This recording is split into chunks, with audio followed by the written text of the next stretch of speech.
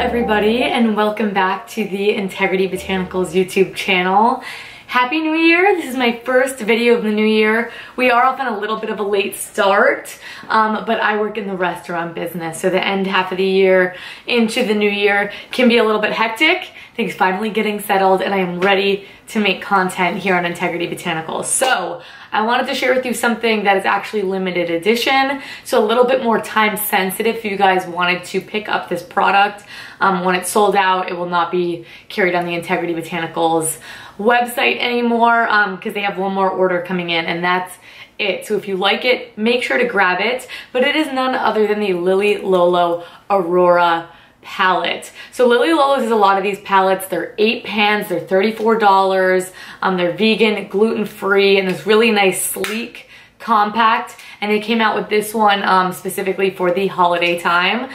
So yes, it's a little past that, but it is still available. And this one really intrigued me if you guys watch my What's New video. I was really intrigued by the color setup. I think it doesn't disappoint in person from the image. And it is what I'm wearing on my eyes today. So I'll walk you through that. Swatches, generally what I think. So let's start off with the packaging. I just let you guys know it is always in this really sleek compact. That's something I love about the Lolo packaging. It's black and white, very thin, not overly long either. The only thing is it has that kind of NARS packaging that does collect fingerprints, but you know, something to look past, absolutely. It's 34 bucks, like I said. When you open it up, you do get this nice mirror where you could totally do your eye makeup in it if you were traveling. They don't skimp out on that. It's a nice quality as well. Right here on the top. Then there are your 8 pans. You do get one of these little useless brushes. I never keep mine in there. I never use it. Sometimes I'll swatch the colors with it occasionally, but that's it. All right, so let's get to swatching this baby now that you know all about the packaging. Price point is vegan, gluten-free, all that good stuff. Let's just run through all 8 shades. The first up is the shade Milky Way. Milky Way is this very pale pink shade. It looks more frosty when you swatch it than it does on the eyes. I actually use it as a brow bone shade for a lot of the look, which we will discuss in just a moment here, so you can sort of see the shades in action. I really like it for that. This would be another good one over the lid. These pink shades really open up the eyelids, especially because they're more cool tones, which does a very good job at brightening the eyes and good for the brow bone, like I said.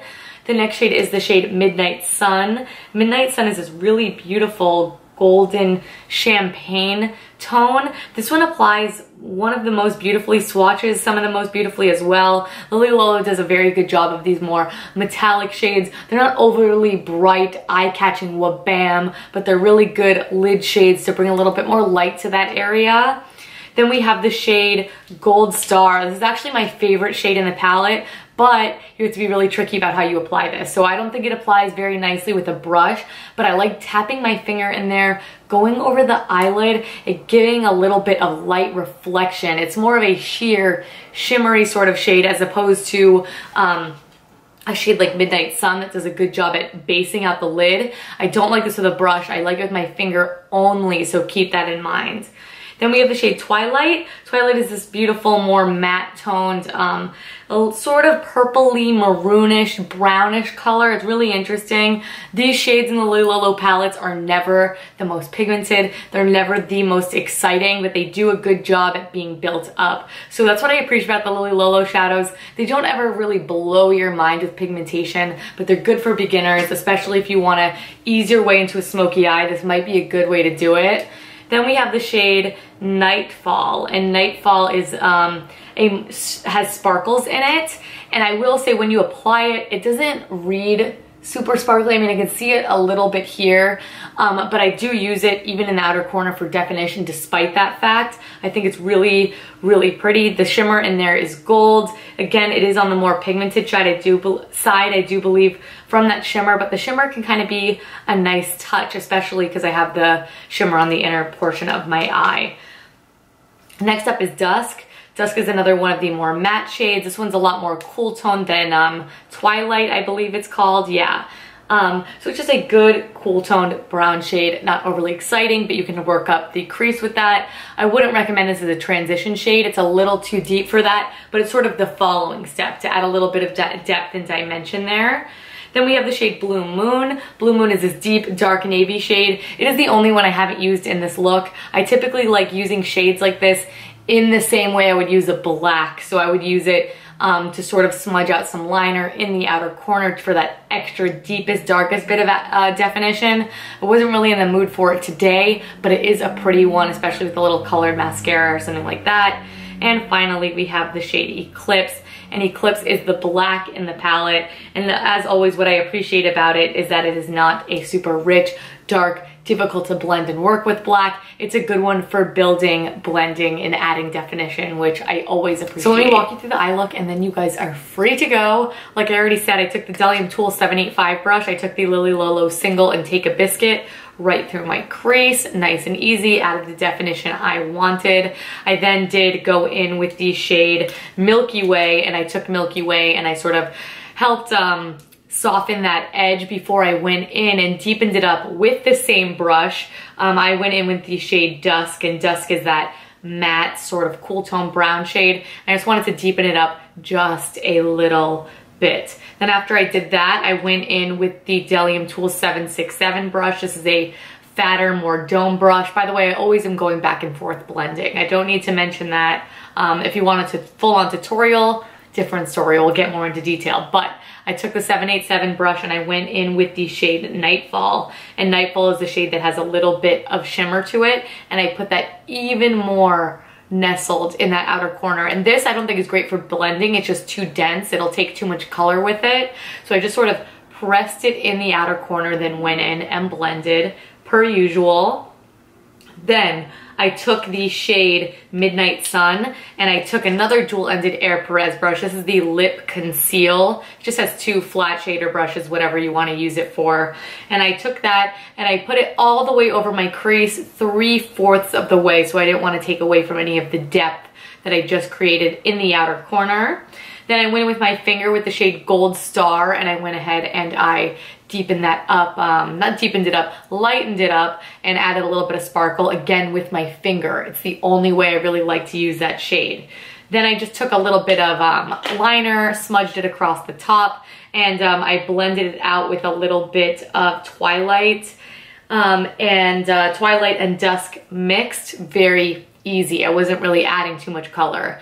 Then underneath the lash line, I did take a little bit of the shade Dusk again, ran that right underneath my lashes. I always like to connect it because I like this sort of shape with my eyes. I have a really heavy brow that's slightly hooded, so getting a round shape for my eye is just really, really hard. So that oval or cat eye shape is sort of what I go for. So I took that under there. Then I took the liner end of the blend and line brush and I took the black shade in the palette and I nestled that sort of like tight, reverse tight lining underneath my eye, and I blended that out with an Antonym blending brush.